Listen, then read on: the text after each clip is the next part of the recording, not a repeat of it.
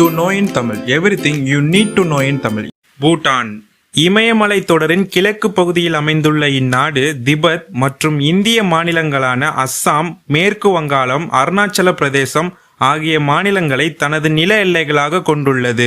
இந்நாட்டில் உள்ள இயற்கை வளங்கள் மற்றும் இந்நாட்டு மக்களின் உணவு பழக்க வழக்கங்கள், கலாச்சாரம் மற்றும் மேலும் சில சுவாரஸ்யமான விஷயங்களையும் இந்த வீடியோவில் காண்போம். ஆசியாவிலேயே மிக குறைந்த மக்கள் தொகை உள்ள நாடுகளின் பட்டியலில் மாலத்தீவிற்கு அடுத்தபடியாக பூட்டான் 2வது இடத்தில் உள்ளது. தமிழ்நாட்டின் நிலப்பரப்பில் 4ல் ஒரு பகுதியையே கொண்டுள்ள இந்நாடு உலக நாடுகளுடன் ஒப்பிடும் பொழுது நிலப்பரப்பில் 133வது இடத்தையும் மக்கள் தொகையில் 165வது இடத்தையும் பெற்றுள்ளது. 7.5 லட்சம் மக்கள் தொகையை கொண்டுள்ள இந்நாடு திம்பு என்ற நகரை தனது தலைநகரமாக கொண்டு செயல்படுகிறது. கடல் மட்டத்திலிருந்து 7300 அடி உயரத்தில் உள்ள இந்நகரத்தில் விமான நிலையமே கிடையாது. திம்பு நகரம் இந்நாட்டின் அரசியல் மற்றும் பொருளாதார மையப்புள்ளியாக செயல்படுகிறது. மன்னராட்சியை பின்பற்றும் நாடுகளில் பூட்டானும் ஒன்றாக உள்ளது. இந்நாட்டின் அரசர்கள் டிராகன்கள் என்று அழைக்கப்படுகிறார்கள். சுற்றிலும் நிலப்பரப்பினால் சூழப்பட்டுள்ள இந்நாட்டில் கடல்களே கிடையாது.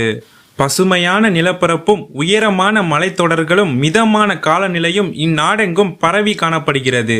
மேலும் இந்நாட்டில்தான் மனித கால்தடமே படாத மலைகளும் உள்ளன.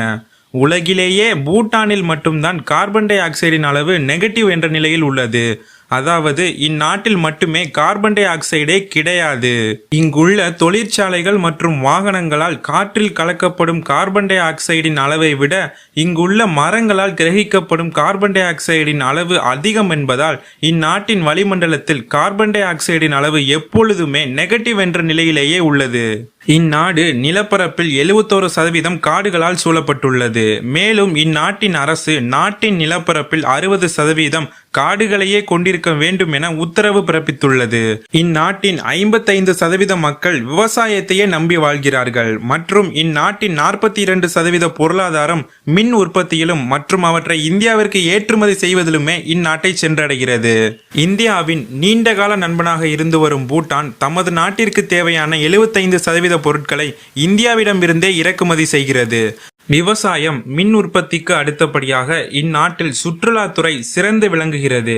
இந்நாட்டில் யுனெஸ்கோவால் அங்கீகரிக்கப்பட்ட எந்த ஒரு சுற்றுலா தலமும் இல்லாவிடிலும் ஆண்டிற்கு 1.5 லட்சம் வெளிநாட்டு சுற்றுலா பயணிகள் வருகை தருகிறார்கள்.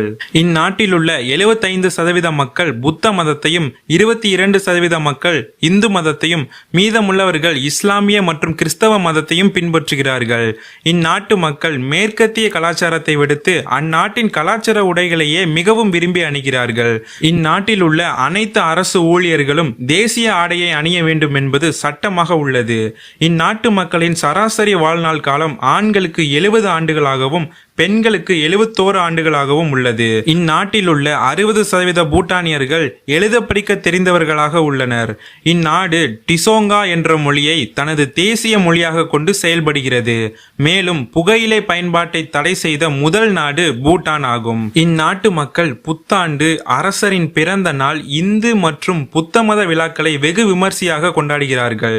இந்நாட்டு மக்கள் கைக்குத்தல் அரிசி, கோதுமை, சோளம், இறைச்சி மற்றும் காய்கறிகளை விரும்பி உண்கின்றனர். வில்வித்தை இந்நாட்டின் தேசிய விளையாட்டாகும். மேலும் கிரிக்கெட் மற்றும் கூடைப்பந்து இந்நாட்டில் வளர்ந்து வரும் பிரபலமான விளையாட்டாக உள்ளது. இந்நாட்டில் அரிய வகை லங்கூர்கள், ஸ்னோ லெப்பர்டுகள் போன்ற 200 வகையான பாலூட்டி இனங்களும் 700 வகையான பறவை இனங்களும் உள்ளன. மேலும் இந்நாட்டு மக்கள் எந்த ஒரு கொண்டாட்டமாக இருந்தாலும் அதில் மரங்களை நடுவதை பழக்கமாக கொண்டுள்ளனர். இந்நாட்டின் தேசிய நாணயம் இங்கல்ட்ரம் என்று அழைக்கப்படுகிறது. ஒரு பூட்டானிய இங்கல்ட்ரம் இந்திய ரூபாயின் மதிப்புக்கு மதிப்பீட்டளவில் சமமாக உள்ளது. இந்நாட்டின் தேசிய கொடியானது மஞ்சள் மற்றும் ஆரஞ்சு நிறத்திலும் நடுவே ஒரு டிராகனையும் கொண்டுள்ளது. மஞ்சள் நிறம் அந்நாட்டு அரசரின் வலிமையையும், ஆரஞ்சு நிறம் புத்த மதத்தையும் குறிப்பதாக உள்ளது. வீடியோ பிடிச்சிருக்கு, பிடிக்கல தம்ஸ் அப், தம்ஸ் டவுன் பட்டனை கிளிக் பண்ணுங்க. சேனலை சப்ஸ்கிரைப் பண்ண மறந்துடாதீங்க. அதோட பக்கத்தில் இருக்கிற பெல் ஐக்கனை கிளிக் பண்ணுங்க. அப்பதான் நம்ம நோட்டிபிகேஷன்ஸ் அடிக்கடி உங்களுக்கு வந்துகிட்டே இருக்கும்.